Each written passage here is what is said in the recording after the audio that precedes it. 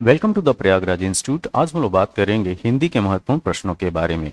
हमारे सामने जो पहला प्रश्न है, पहला प्रश्न ये है कि हम बड़ों का आदर करते हैं।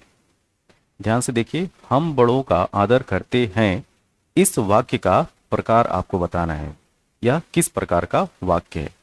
पहला ऑप्शन है आज्ञार्थक, दूसरा है निश्चयार्थक, तीसरा है संकेतार्थक और चौथा ऑप्शन है इच्छार्थक। तो इस प्रश्न का सही उत्तर है ऑप्शन नंबर सेकंड, निश्चयार्थक। तो हम बड़ों का आदर करते हैं, यह निश्चयार्थक तरीके का ये वाक्य है। अब बात करते हैं अगले प्रश्न। कारतूस, कारतूस किस भाषा का शब्द है? तो कारतूस जो है वो फ्रांसीसी भाषा का शब्द है, ऑप्शन नंबर 4।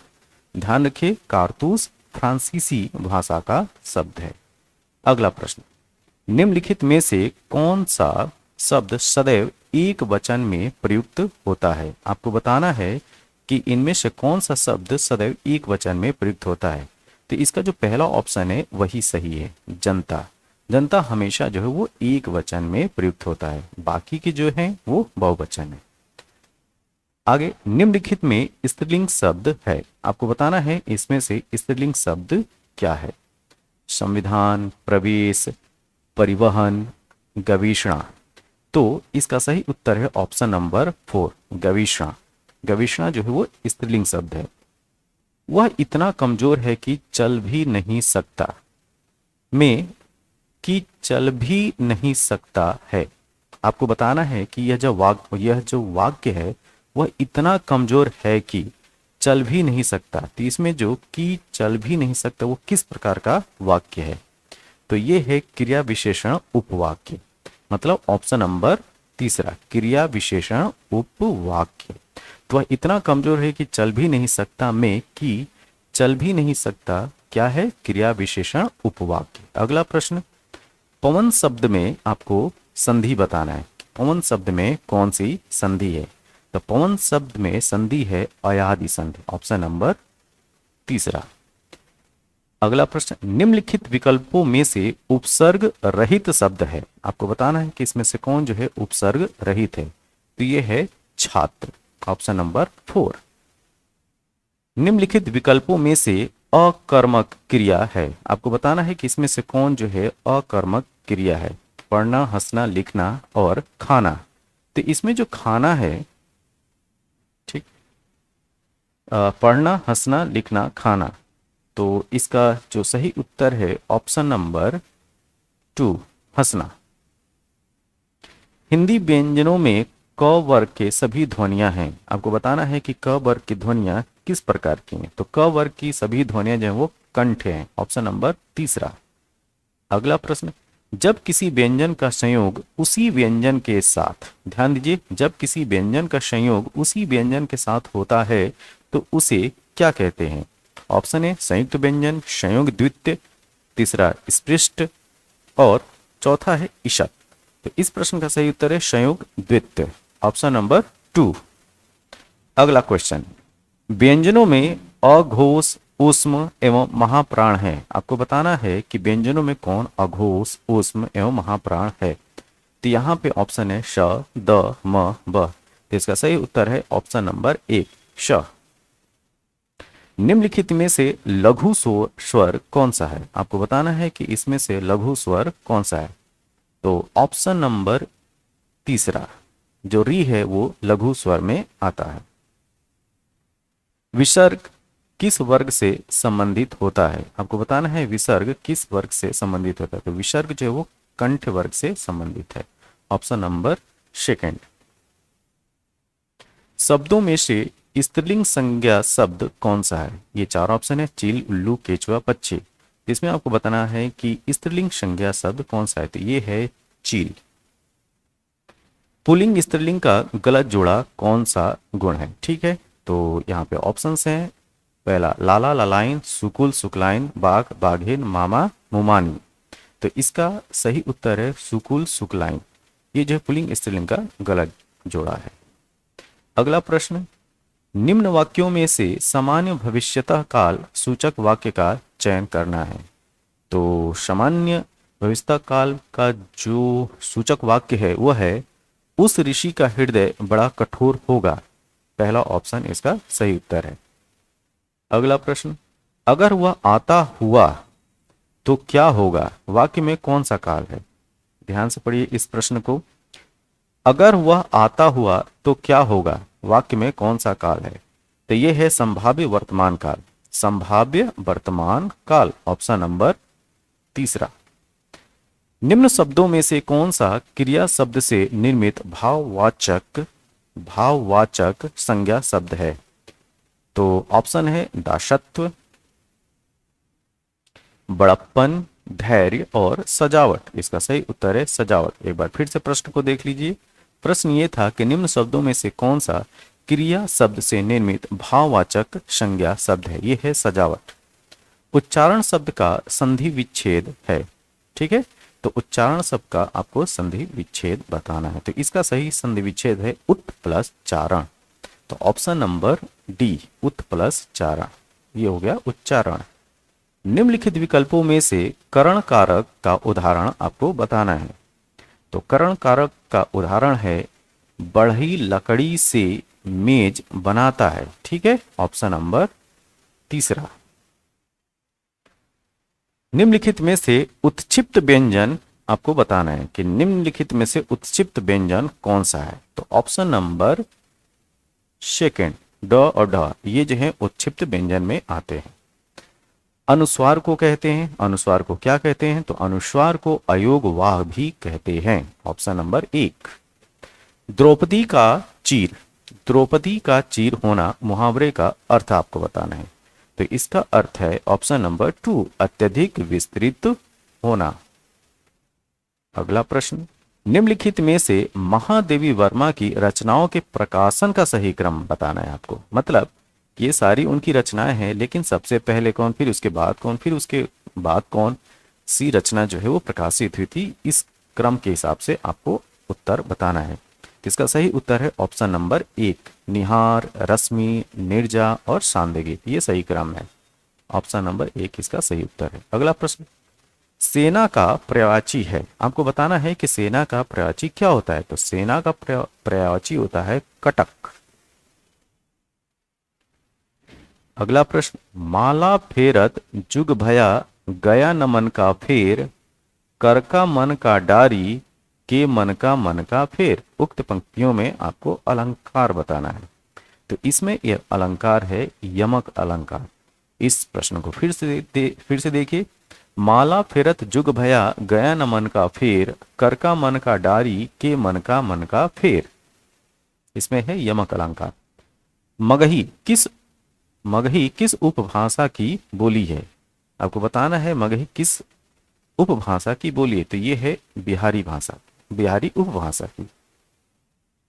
वर्ण में व का उच्चारण स्थान है। ये है ऑप्शन नंबर तीसरा, दंत ओष्ठ। ध्यान से देखिए, प्रश्न ये है कि वर्ण व का उच्चारण स्थान आपको बताना था। तो ये है दंत ओष्ठ। अगला प्रश्न, निम्नलिखित में से शुद्ध वर्तनी युक्त शब्द कौन सा है। तो ये है तरु छाया। ऑप्शन नंबर पहला इसका सही है। तरु छाया जो है वर्तनी युक्त, तो ये शुद्ध शब्द है। अगला प्रश्न, निम्नलिखित में से तद्भव शब्द है। आपको बताना है निम्न में से तद्भव शब्द कौन सा है। तो तद्भव शब्द है काज। निम्नलिखित में से शैलेश मटियानी की रचना नहीं है।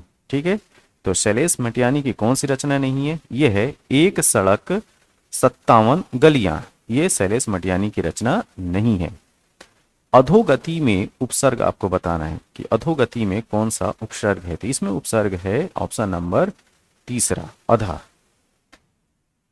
आवाहन, आवाहन का विलोम शब्द क्या होगा। तो आवाहन का विलोम शब्द है विसर्जन। ऑप्शन नंबर तीसरा। अगला प्रश्न, बुराइयों से सदैव दूर रहिए। इस वाक्य में बुराइयों शब्द में संज्ञा है। तो इसमें संज्ञा है जातिवाचक संज्ञा। ध्यान से देखिए, बुराइयों से सदैव दूर रहिए में इस वाक्य में बुराइयों शब्द में जो संज्ञा है वो है जातिवाचक संज्ञा। अगला प्रश्न, अनुपस्थित में उपसर्ग है। आपको बताना है कि अनुपस्थित में कौन सा उपसर्ग है। तो ये है उपसर्ग अन। सही कथन युक्त का चयन कीजिए। आपको सही कथन युक्त का जो है वो चयन करना है, ठीक है। तो यहाँ पे ऑप्शंस हैं, शशि का रही है और नाच रही है, संयुक्त वाक्य, ये सही है। कठोर बनकर भी सहृदय बनो, सरल वाक्य, ये भी सही है। जिसने टोपी पहन रखी थी वह बाबू कहाँ गया, मिश्र वाक्य, ये भी सही है। तो इस हिसाब से इसका उत्तर होगा ऑप्शन नंबर डी, मतलब 4, उपयुक्त सभी सही है। अंकुर का पर्याय क्या है? अंकुर का पर्याय होता है नवोभित, ऑप्शन नंबर 1।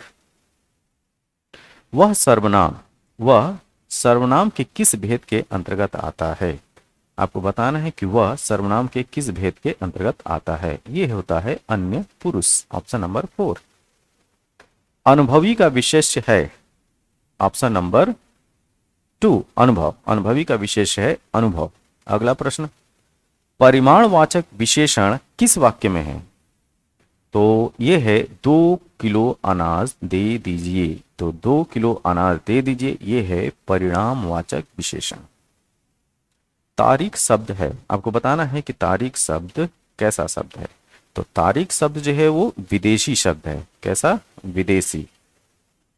अगला प्रश्न, उपानह शब्द का क्या अर्थ है? आपको बताना है कि उपानह शब्द का अर्थ क्या होता है। तो उपानह शब्द का अर्थ होता है जूता।